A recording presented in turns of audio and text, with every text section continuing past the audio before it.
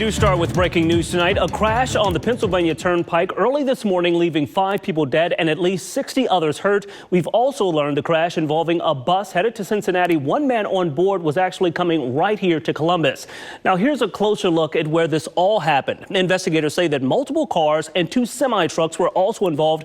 That accident happening just about 40 miles outside of Pittsburgh.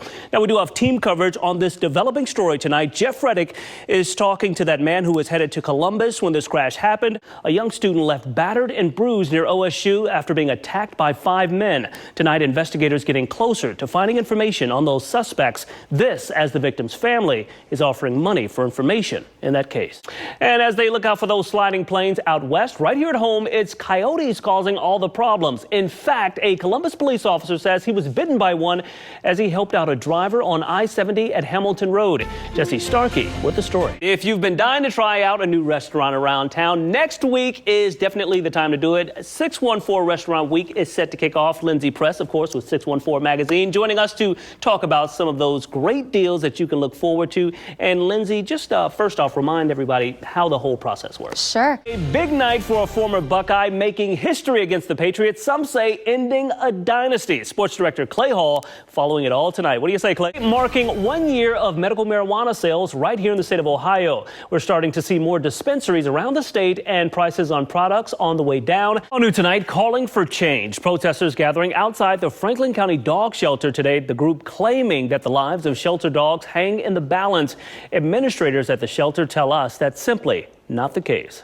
And let's take a bit of time to talk to a guy who's always willing to give his 2 cents. Jay Richardson, who, of course, is a jack of all trades, former Buck, NFL vet, and, of course, TFF analyst, and the host of his own podcast, 2 Cents with Jay Richardson. Okay, Jay, a lot of stuff to talk about tonight. First, let's go back to the college national title game this week. Joe Burrow put on a show once again. LSU blew out Clemson. And winter is making a comeback this weekend across central Ohio. You can see here the temperatures are taking a dive as the rain is set to turn into snowflakes in some areas tonight. And this is new video from North Linden. You can actually see the rain really coming down in that neighborhood this afternoon. And that rain, of course, is also putting a damper on the roads tonight. Things are moving pretty smoothly, but on I-70 at I-670, the roads were not even close to drying out. Jesse Starkey was out and about today in Mobile Track. We'll have an update from her just a bit later in the show. But first, we do want to start with Caroline Cohen, who's tracking this turnover from rain to snow in Carolina. How much snow could we possibly be seeing? Oh, what a difference a few weeks makes. Clay Hall in to talk about yet another loss. Of course, Clay, you'll have the highlights and a full breakdown of the game a bit later in sports. But the big question a lot of sports fans have this evening, what exactly is happening with this team? Recap of a few of today's top stories. A Columbus officer bitten by a coyote. The wild scene playing out when he tried to help a stranded driver. A Central Ohio school district forced to close today, all because of a flu outbreak. Experts say the virus is peaking earlier this year. And Central Ohio getting set for a blast of winter. Overnight, snow and rain are expected. For details on these stories and much more, fire up the ABC6 app. This is certainly not the way he or his family imagined that the new year would start. Tonight, he's recovering from a broken nose and a broken eye socket with possible permanent loss to his vision. Now, he and his friends were in town from the Cleveland area. That attack happening just an hour into the new year. We do want to warn you, you could find these images we'll be showing disturbing. These graphic images detailing the violent start to the new year for Luke Calvetta. Calvetta and 2 friends in Columbus to celebrate New Year's Eve, attacked not long after the clock hit midnight. Basically, it was a beatdown, you know. They threw my son on top of a car. He was there's photos of the car with the blood all over the car. His mother speaking with us via FaceTime from their home in the Cleveland area. Luke unable to speak on camera, recovering from a list of serious injuries. His face battered and bruised, a broken nose and eye socket. Not sure of the long-term impact to his vision. Yes, they said that there could be possible permanent vision damage, movement damage. We're told this all happened just after 1 a.m. on New Year's Day. He and his friends were walking here along 14th Avenue, headed back home when they were taunted by at least 5 men, then violently attacked, left bloody, and calling for help. It's horrific. I mean, nobody wants to go through this. The group of suspects still on the loose. The investigation into it all ongoing. Calvetta hopes by speaking out, someone with information will go to police. I just hope to God that someone can have a conscience and come forward and start their new year out on the right track and be held accountable for what they did to my son and his two friends. And as you heard the mother mention there, Luke's other friends were also hurt pretty badly. One suffered a concussion. The other had some pretty serious bruising. Tonight, they're simply thankful they survived that attack. Bob and Stacia, I actually went by this business today, and it was totally cleared out. Customers fearing that the money they spent is totally gone. I was able to track down that owner by phone today, and she was none too happy to hear from me. In fact, she told me it's actually the customer's fault for not providing phone numbers and emails. Her exact quote, "You always got those few that are idiots."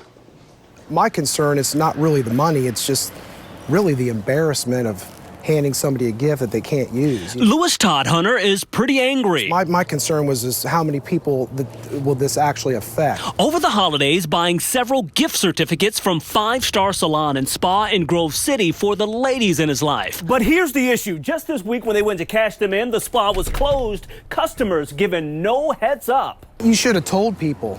You know, I mean, 7 days, you really? I mean, now people have to track you down or figure out where they can use them or they're out their money completely. Todd Hunter discovering via social media he wasn't the only one left in the dark. Complaints long and the business website already taken down. The number you dialed has been The number disconnected. After a bit of digging, we did track down the owner by phone. She couldn't make time to speak on camera today, but let me know it's those customers who are to blame for not knowing about the quick closure.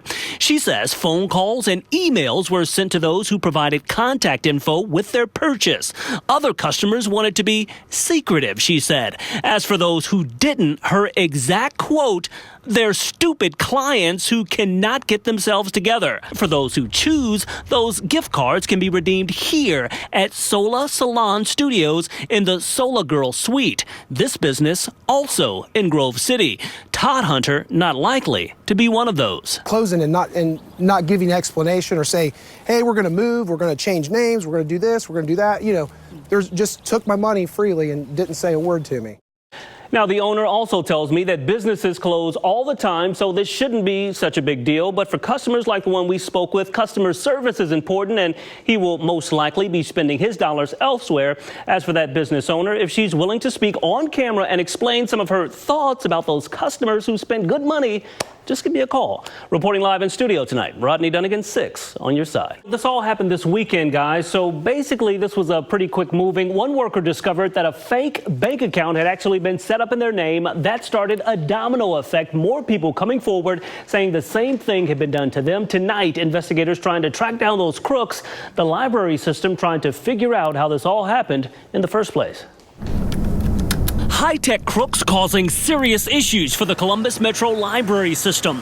ABC6 investigators learning at least 75 employees system-wide discovering fake checking accounts set up in their names. System spokesman Greg Dodd telling us most finding out this past weekend. But we do take the safety and security of all of our staff very seriously, so we immediately filed a police report. The scheme well thought out. The accounts have money deposited through payday loans, then withdrawn through debit cards.